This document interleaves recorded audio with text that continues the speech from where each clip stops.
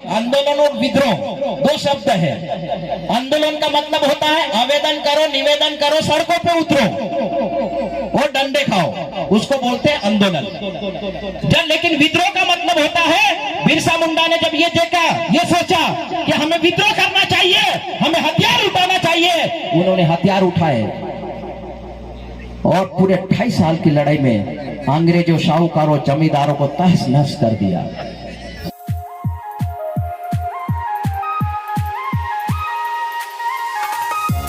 इंसानियत और इंसान, इंसान हम आप लोग हैं, लेकिन इंसानियत अलग अलग चीज है।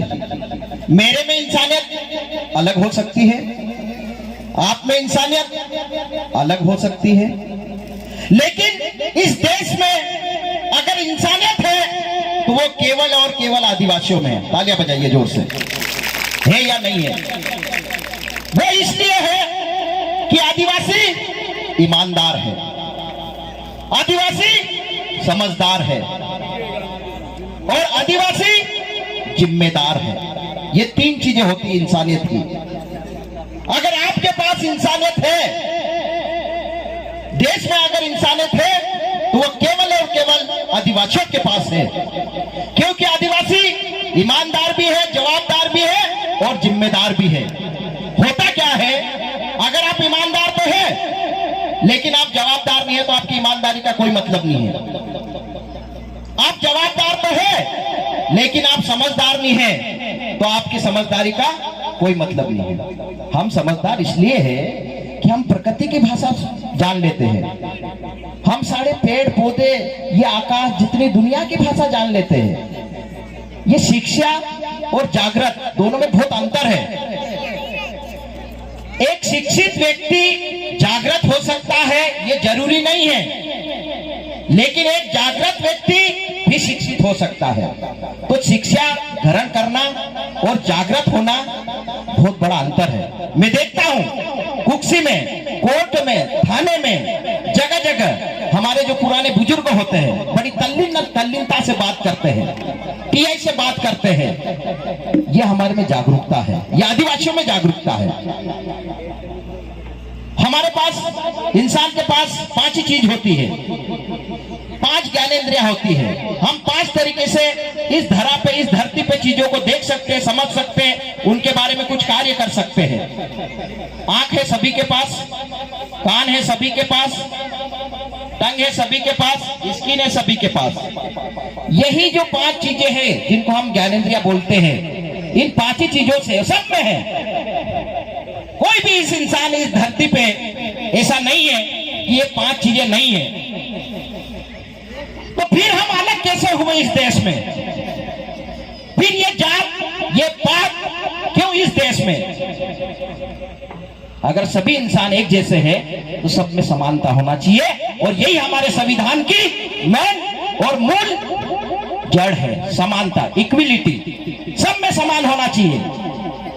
आदिवासी मात्र क्षमता वाला समाज है, मात्र शक्ति हमारे लिए सर्वोपरि होती है और मात्र शक्ति हमारे लिए हमेशा आगे होती है। आपने देखा होगा, ये जितने भी आप देख रहे हैं ये फोटो हम, आप ध्यान से देखिए। बिरसा मुंडा, आप क्या समझते हो? ये जितने लड़के बेटे हैं, इतनी भी नहीं उम्र थी, 25 साल, मात्र 25 साल में आज ये भगवान कहला गए। हम लोग इनके कारण आज बैठे हैं, उनका जन्म उत्सव मना रहे। मात्र 25 साल पूरे देश में क्रांति फैला दी थी माननीय बिरसा मुंडा में। 19 साल के थे, 1894 में उनको 2.5 साल की जेल कर दी थी, और जेल के बाद जब वो वापस आए रांची उल्हुती गांव में, उन्होंने पूरा देश में अंग्रेजों और जमींदारों और साहूकारों, ये देश में हमेशा से चाटुकारिता रही है। अंग्रेजों के भी चाटुकार इसी देश के लोग थे, ये कोई नहीं बोलेगा तुमको। अंग्रेज को गाली देते रहोगे तुम, लेकिन इसी देश के चाटुकार लोग, जमींदार और साहूकार और सेठ जो आज भी विद्यमान है इस देश में, वो हमेशा से हमारे देश में आदिवासियों की संस्कृति और उनके कानून का शोषण करते आए हैं। यह हमको समझना चाहिए। तो ये बिरसा मुंडा को जब लगा कि हमें, जब वो 19 साल के बाद, जब वो 22.5 साल में जब वापस आए हो, तो उनको लगा कि आंदोलन से काम नहीं होगा। आंदोलन और विद्रोह दो शब्द है। आंदोलन का मतलब होता है आवेदन करो, निवेदन करो, सड़कों पे उतरो और डंडे खाओ, उसको बोलते हैं आंदोलन। जब लेकिन विद्रोह का मतलब होता है, बिरसा मुंडा ने जब ये देखा, ये सोचा कि हमें विद्रोह करना चाहिए, हमें हथियार उठाना चाहिए, उन्होंने हथियार उठाए और पूरे 28 साल की लड़ाई में अंग्रेजों, शाहूकारों, जमींदारों को तहस नहस कर दिया। साथियों, हमें तो अपनों ने लूटा, घेरों में कहां दम था। इसी प्रकार से हमारे महान बिरसा मुंडा को हमारे अपनों ने ही लूटा था। 500 की लालच में, मात्र 500 की लालच में बिरसा मुंडा जी को रात में सोते हुए खटिया से बांधकर उठा ले गए और अंग्रेज को सौंप दिया हमारे 7 लोगों ने, 500 की लालच में। और हमारे बिरसा मुंडा को रांची जेल में डाला गया और उनको जहर देके, ये किंवदंती है, इसमें मैं कंफर्म नहीं हूं, लेकिन ऐसा कहा जाता है कि वास्तविक में उनको जहर देके मार दिया गया। आगे देखिए, जैसे ही पूरे आदिवासियों को पता चला कि बिरसा मुंडा को जहर देके मार दिया जेल में, पूरे आदिवासियों ने पूरी जेल को घेर लिया।